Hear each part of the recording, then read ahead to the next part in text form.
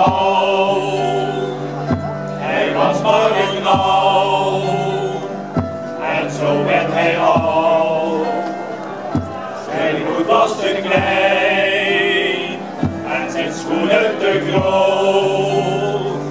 Hij was maar een clown, maar nu is hij dood. De herinnering blijft aan die clown met zijn lach.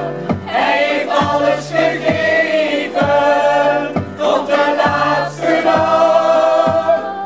Niemand kende de pijn van zijn stille verdriet, want er was op het einde niemand die hij verliet.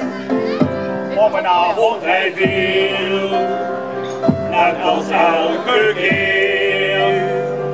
Het publiek lachte luid, maar voor hem was het uit. Hij was maar een clown, in het wit en in het rood. Hij was maar een clown.